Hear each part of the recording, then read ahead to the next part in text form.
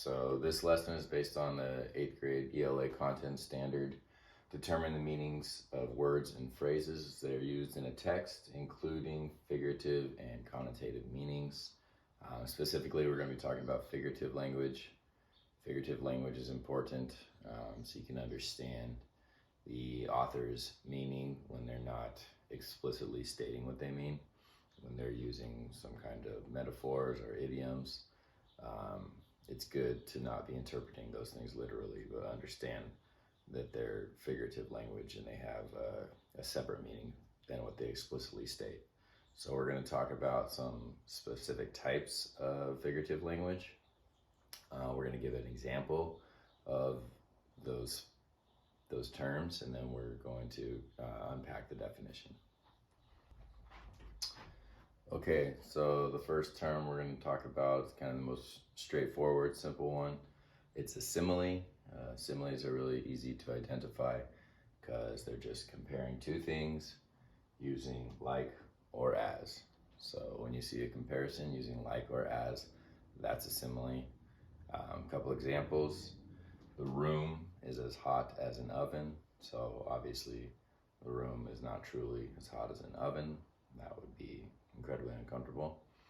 But someone might use this sentence just to express that they're really hot and uncomfortable. Additionally, I have eyes like a hawk.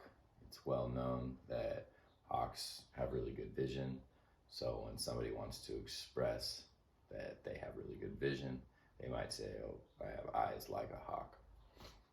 So yeah, anytime you see like or as comparing two things, you know you're dealing with a simile. Okay, the next term we're going to discuss is a metaphor, and the definition for metaphor: it's a figure of speech in which a word or phrase is applied to an object or action to which it is not literally applicable.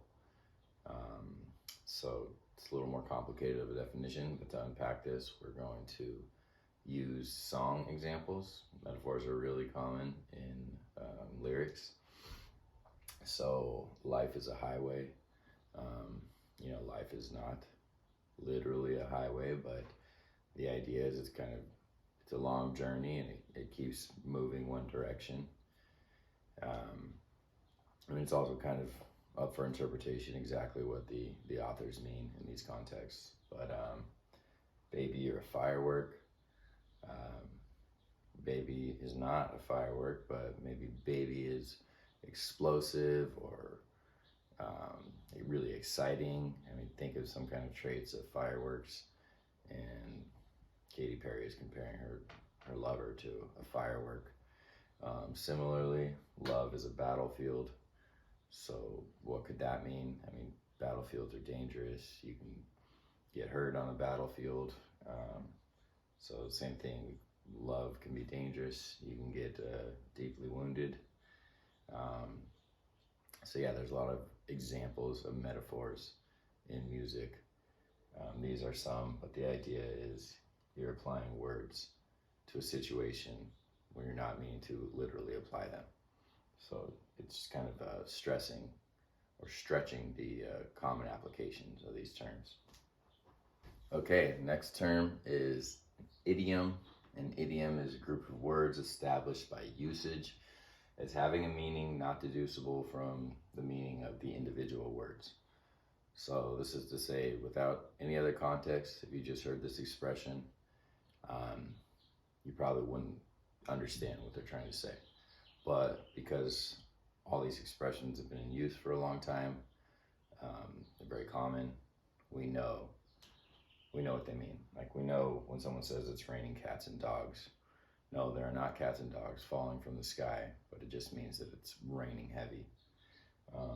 Beat around the bush.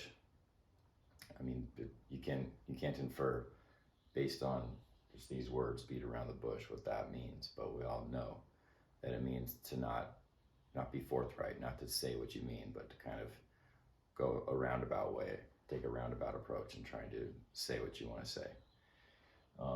Similarly, piece of cake, we know that's to say that something is very easy, but it doesn't make any sense that we would express something is very easy by saying piece of cake.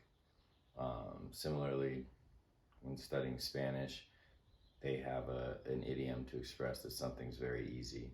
They say pan comido, which is to say bread eaten.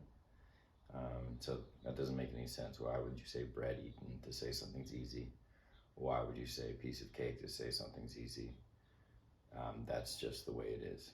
And you could go idiom by idiom and kind of research the history.